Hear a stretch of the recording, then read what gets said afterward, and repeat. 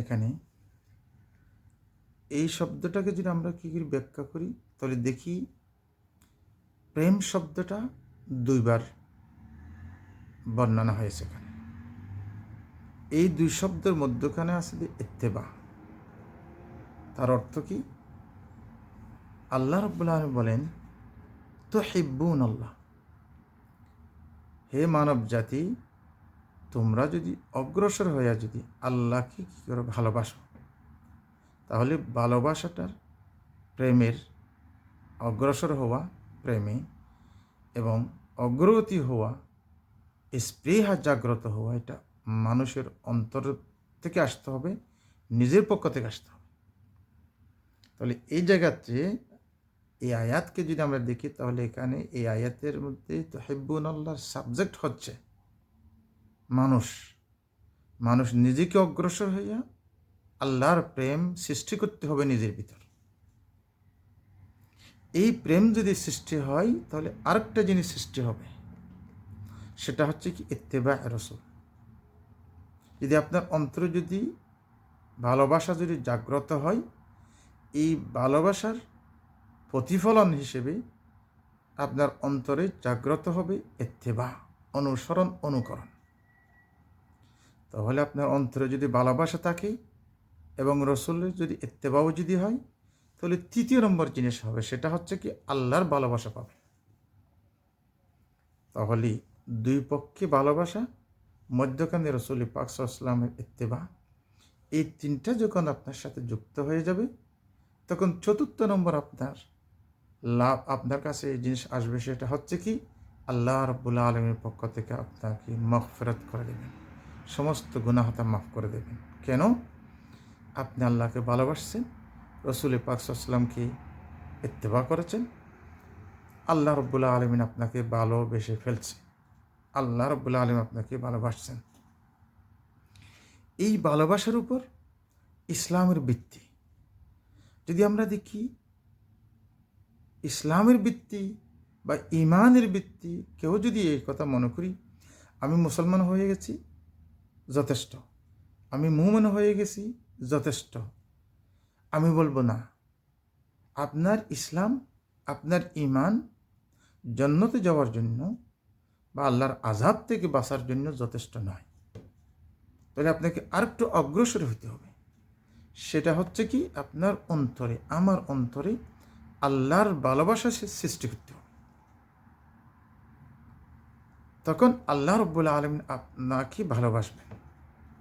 যদি আসে আমরা দেখি তাহলে ওমর ইবনে খাত্তাব রাদিয়াল্লাহু তাআলা আনহু, যিনি জলিলুল কদর সাহাবী, মুমিন, মুসলিম, রসুলের পিছনে নামাজ পড়েন, এত কিছু হওয়ার পরে রসুলের সামনে যখন আসেন, তখন রসুলের সাথে যখন কথোপকথন যখন হচ্ছে, তখন রসুল বলেন যে উমর এখনো হয় নাই, অথচ উমর তখন মুসলমান, তখন মুমিন, কিন্তু আল্লাহ রসুল বলেন কি না, উমর এখনো হয় নাই, এখনো কিছু কি আছে, অপূরণ আছে। তাহলে উমর, আপনার ইমান, আপনার ইসলাম, আমার ইমান, আমার ইসলাম তাহলে যথেষ্ট নয়, তাহলে আমাকে আরও অগ্রসর হতে হবে। সেটা হচ্ছে কি হুব্বুল্লাহ, আল্লাহকে ভালোবাসতে হবে, আল্লাহর ভালোবাসা গ্রহণ করতে হবে। যখন আল্লাহর ভালোবাসা যখন আমার ইসলামের মাধ্যমে, ইমানের মাধ্যমে যখন আমার অন্তরে আল্লাহর ভালোবাসার সৃষ্টি হবে, তখনই আপনার ইমানের মূল্য হয়ে গেছে। আপনার ইমান আর ইসলামের বৃক্ষের মধ্যে ফল এসে গেছে। তখন আপনি আল্লাহ রাব্বুল আলামিনের পক্ষ থেকে বিরাট বড় বড় ইনাম, পুরস্কার আপনি পাবেন। এই জন্য দেখি আমরা ডক্টর ইকবাল আল্লাহ রাব্বুল আলামিনের কাছে দোয়া করেন। ডক্টর ইকবাল বলেন, তড়পনে পড়কনে কি তৌফিক দে, দিলি মুরতজা সুজ সিদ্দিক দে। ডক্টর ইকবাল বলেন, পারিলাহি, আমাকে একটু আপনার দরবারে একটু ক্রন্দন করার একটু সুযোগ দেন না। আমি চাই একটু ক্রন্দন করতে আপনার দরবারে, মনে চাই একটু চক্ষু থেকে একটু পানি বের হোক, অন্তরটা একটু ঘেমে যাক, শরীরটা একটু আপনার কাছে একটু বিলীন করে দিই, অন্তরটা আপনার কাছে একটু বিলীন করে দিই। মনে চায় একটু আপনার কাছে কানাকাড়ি করি, রাত্রে উঠে একটু আপনাকে ডাকি। এটা শুধু মনে একটা জাগ্রত হচ্ছে।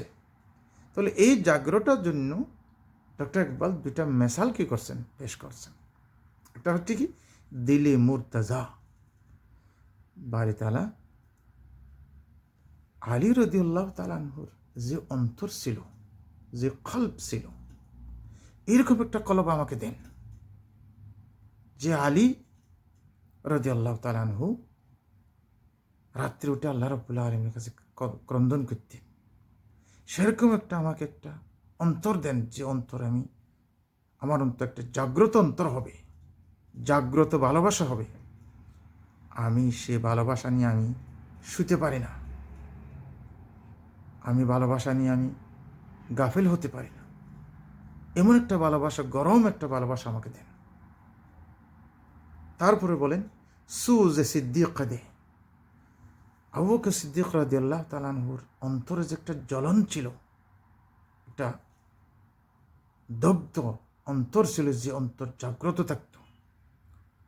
রাসূল পাক সাল্লাল্লাহু আলাইহি ওয়াসাল্লামের সাথে যখন হযরত আবু বকর সিদ্দিক হিজরতের সময় যখন গারে সৌরে যখন ছিলেন, আবু বকর সিদ্দিক রাদিয়াল্লাহু তাআলা আনহু পেরেশান, ঘুম হচ্ছে না, 3 দিন 3 রাত শুধু রসুলকে পাহারা দেয়। কারণ আবু বকর সিদ্দিকের অন্তরটা এমন এমন জ্বলন্ত, দগ্ধ, গরম, এরকম একটা অন্তর ছিল হযরত আবু বকর সিদ্দিকের। তাহলে ইকবাল দোয়া করেন, বারে তাহলে আমাকে